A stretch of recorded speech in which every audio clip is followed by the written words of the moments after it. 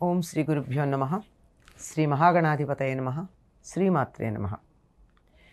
కర్కటే పూర్వఫల్గుణ్యాం తులసీకాననోద్భవాం పాండ్యే విశ్వంభరాం గోదాం వందే శ్రీరంగనాయకీం.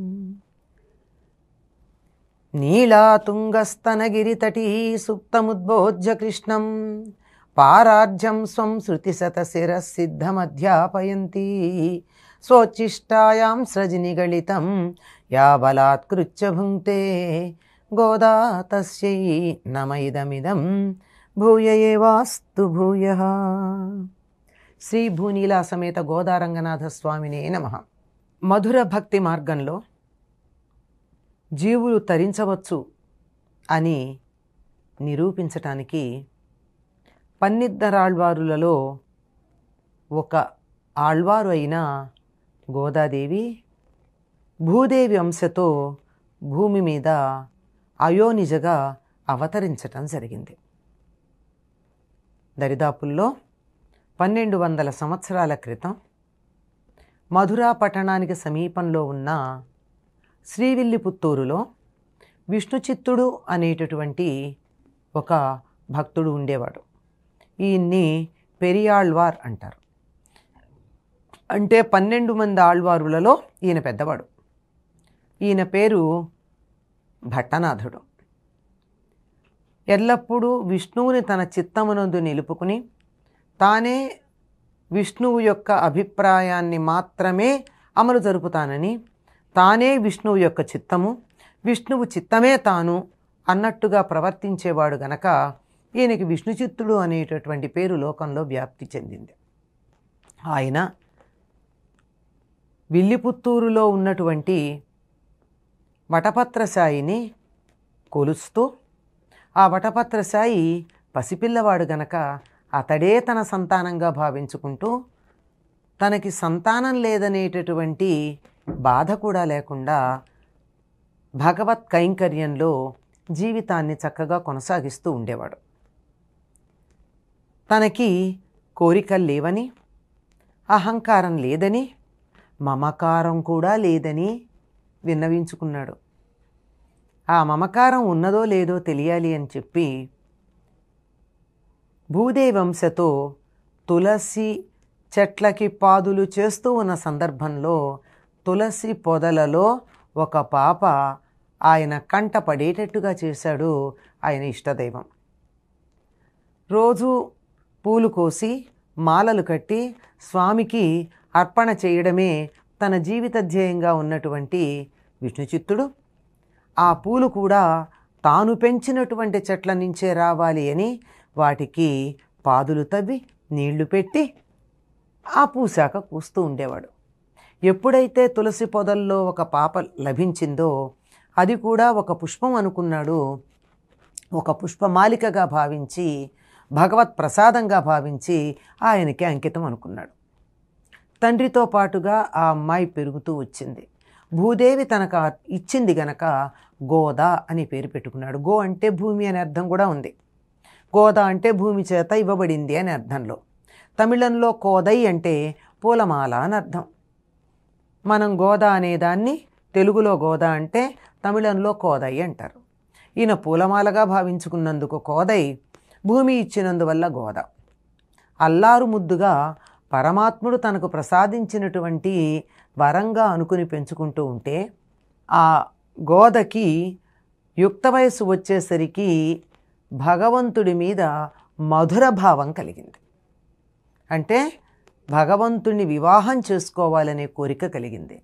ఇది మానవకాంతలకి సహజమైంది కాదు. ఆ భావన కలిగినప్పుడు తన మనసులో ఉన్నటువంటి భావనలు ఎవరికి చెప్పగలదు? చిన్నపిల్ల. పెళ్లి చేసుకుంటావా అంటే వద్దు, చీపో అని చెప్తారే తప్ప సిగ్గుపడి పెళ్లి చేసుకుంటాను అనరు.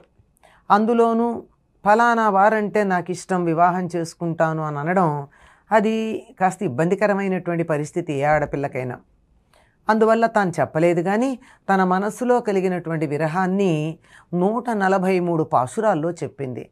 వాటిని నాచ్యార్ తిరుమొഴി అనే పేరుతో తమిళంలో మనం చూడవచ్చు. పాసురం అంటే అదొక రకమైన ఛందస్సు తమిళంలో ఉండేది. అలాంటివి 143 చెప్పిన తర్వాత అందులో ఒక్కొక్కటి ఒక్కొక్క 10 చొప్పున ఒక సముదాయంగా ఉంటాయి. ఒక భావనకు సంబంధించింది ఒక 10.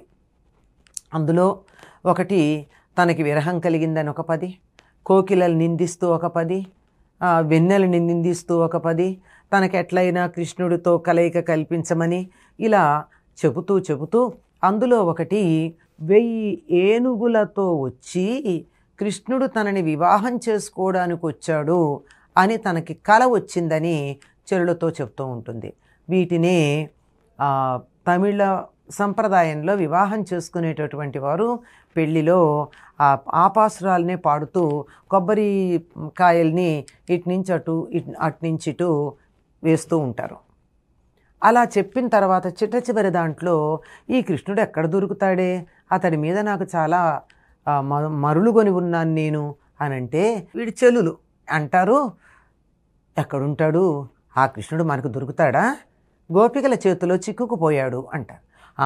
అయితే మనం అందరం గోపికలమైపోదాం, మనకు కూడా కృష్ణుడు చిక్కుతాడు అంది అని తనని తన చెల్లులని గోపికలుగా గొల్లవనితలుగా భావించి భాష కూడా పామరులు మాట్లాడే భాష మాట్లాడుతూ, పండితులు కాదు, పండితుల భాషలో వ్యాకరణం సంస్కృత పదాలు ఎక్కువ ఉంటాయి, ఈవిడ అది కాదు, అతి మామూలైనటువంటి పామరులు చదువుకోని వాళ్ళు మాట్లాడే భాష మాట్లాడుతూ, వేషం కూడా గొల్లెతల లాంటి వేషం ధరించి, అంటే వాళ్ళు పెడకొప్పు పెట్టుకుంటారు, జుట్టంతా ఎడం పక్కకి తీసి కొప్పు పెడుతూ ఉంటారు, మధ్యలో ఉండదు, ఎడం పక్కకు ఉంటుంది.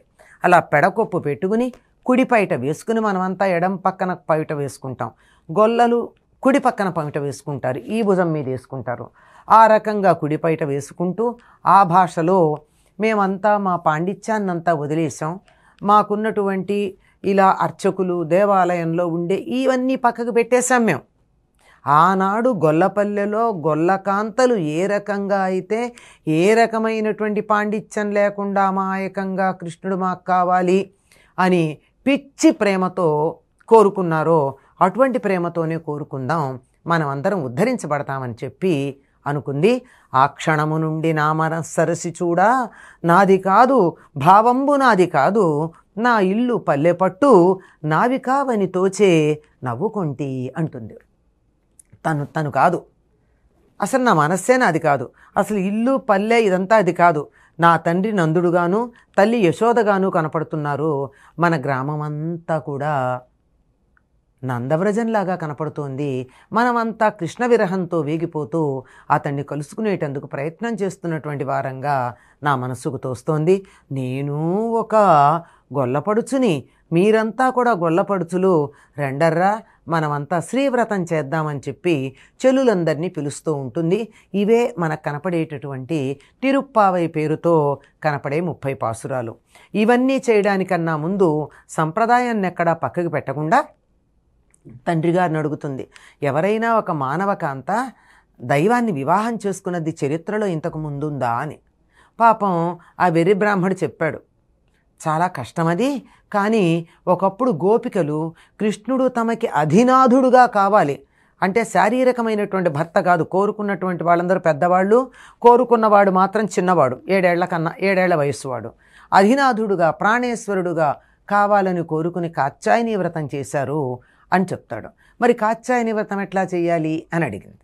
ఆ వ్రతం చేసే విధానం ఇవన్నీ కూడా కృష్ణుడే వారికి తెలియచెప్పాడు అని తనకి తెలిసిన కొన్ని విషయాలు చెప్పాడు.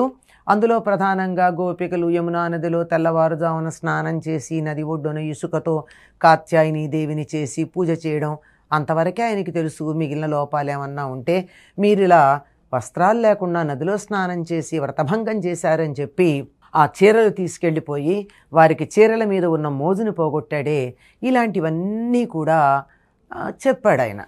కానీ వ్రతం పూర్తిగా ఎలా చేయాలో తెలియదు. చెప్పిన వరకు గ్రహించి ఆవిడ మర్నాటి నుండి వ్రతం చేయాలని నిశ్చయించుకుంది. ఆ మర్నాడు మార్గశిర పూర్ణిమ, ధనుర్మాసం ప్రవేశించినటువంటి రోజు. అందుకని ఆ మర్నాటి నుండి అంటే రేపటి నుండి గోదాదేవి వ్రతం ఎలా చేసింది, ఆ స్నానానికి ఎలా వెళ్ళింది, ఏ పాసురం చెప్పింది అన్నది మనం ఒక్కొక్కటి తెలుసుకుందాం. స్వోచ్చిష్టమాలికా బంధగంధబంధురజిష్ణవే విష్ణుచిత్తతనూజాయై గోదాయై నిత్యమంగళం. స్వస్తి.